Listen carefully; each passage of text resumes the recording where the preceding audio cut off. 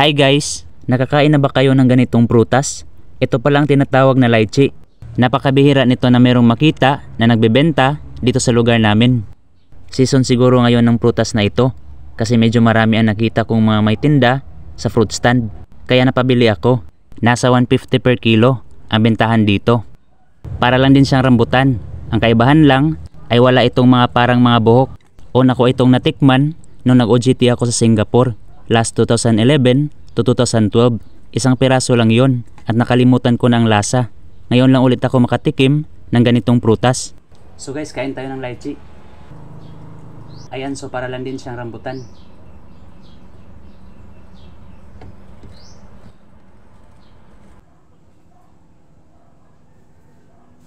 Yan, so ipapakita ko na sa inyo ang loob. Ito siya guys. Yan. Yan, so titikman ko na.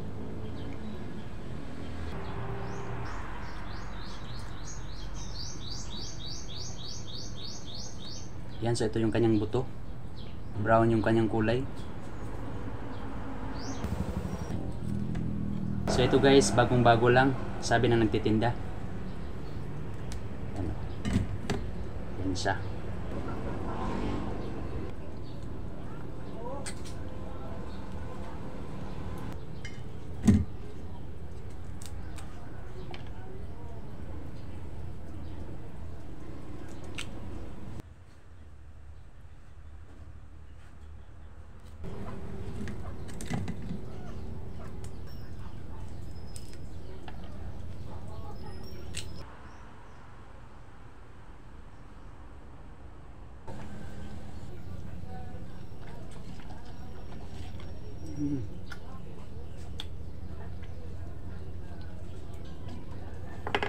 Yan, napakatamis niya guys.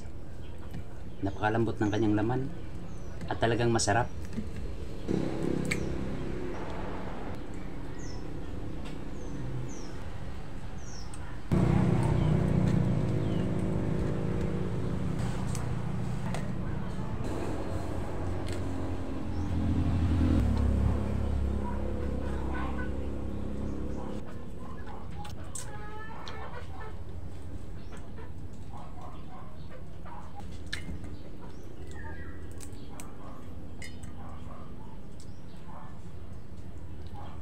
Tumatalsik yung kanyang juice guys.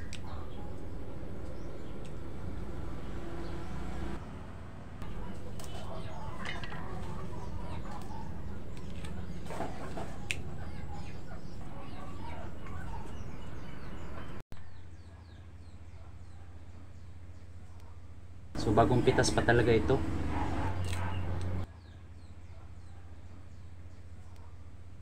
Ayan, so para ka lang din kumakain ng rambutan.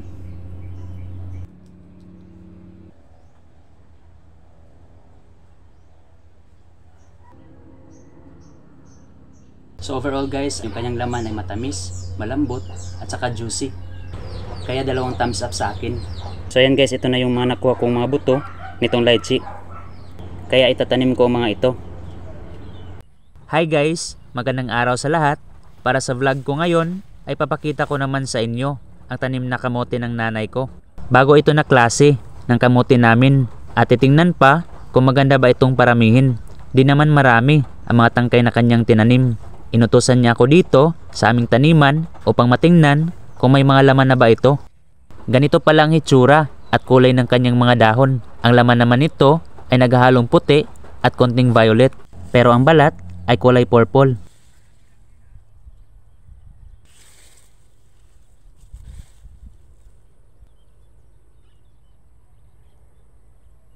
Dito din banda nakatanim ang aming kamuting kahoy. Ang iba ay niluto na namin. Yan, so ito guys, so yan, meron ditong laman. Yan o, para siyang ubi. So iba din ito na variety.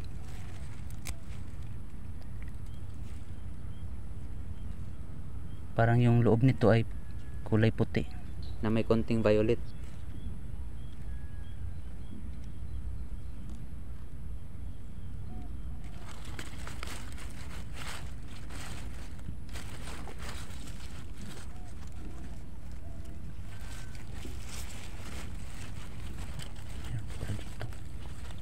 Kaso maliit pa.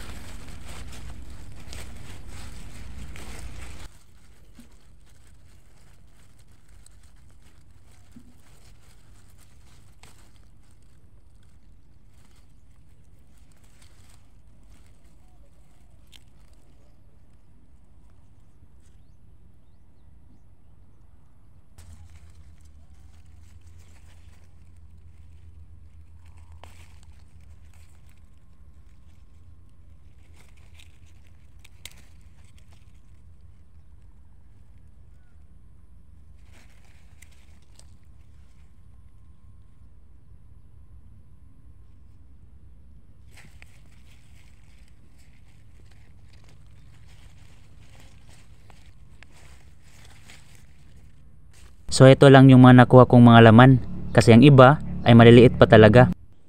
Ang ginawa ko sa laman ng kamote ay binalatan ko muna at hinugasan saka in-steam sa kanin para sabay maluto. Ipapakita ko naman sa inyo ang loob nito. Halos puti ang kulay at konti lang ang violet. Sa lasa naman ay konti lang ang kanyang tamis saka parang buhaghag siya. Para sa akin, mas maganda pa na klase yung tanim ko na pure purple na kamote. Siguro ito yung bagay na kamote sa kinilaw na isda. Hi guys! So for today's video ay papakita ko sa inyo ang puno ng aming dalandan na ngayon lang nagbunga. Nasa 20 plus years na pala ito. Diba guys, ang tagal na? Ukban pala ang tawag namin sa citrus na ito. Malaki-laki na din ang puno nito. Siguro matagal siya nagbunga kasi hindi siya direct sa init ng araw. Meron kasing mga katabing puno ito ng langka, rambutan at lansones. Pero nung nagtanggal kami ng mga sanga ng ibang fruit-bearing trees ay saka ito nagkaroon ng bunga. At ang nakakatuwa pa, 3 bunga lang ang nabuo, saktong-sakto sa aming 3 dito sa bahay.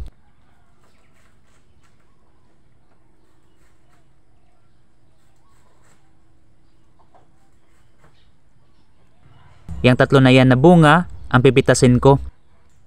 Ginamitan ko lang ng panungkit na may alambre na pinabilog ko sa dulo ng kawayan. Saka nilagyan ko ng eco bag. Ganito yung gamit ko sa pagpitas ng mga manggang senyorita.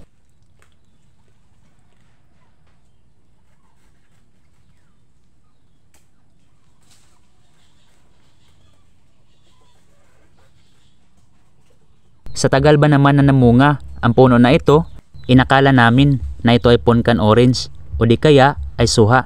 Bali tanim pala ito ng nanay ko.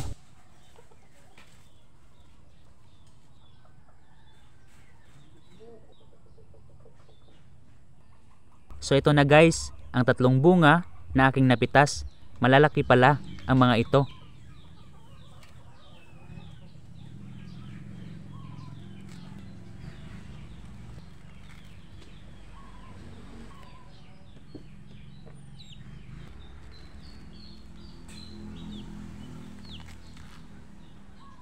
Medyo makapal lang ang kanyang balat.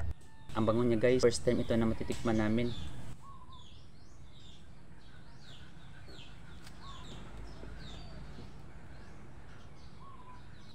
At dahil unang bunga ito, ay nilalagyan namin ng asukal. Ito nakasanayan talaga namin kasi magpapatamis daw ito sa mga susunod na mga bunga. Kasabihan ito ng matatanda na nakasanayan na naming gawin. Saka sasabihin, nagagaya ka sa tamis ng asukal pagkatapos mong kainin. Sabihin din na ang tamis nito, nagiging matamis nga yung mga bunga. Ganito din ba ginagawa ninyo kapag may unang bunga sa inyong mga fruit-bearing trees na galing sa buto? Hindi lang siya ganun ka-juicy, pero matamis kahit na walang asukal. Baka next time nito, maging marami na ang bunga.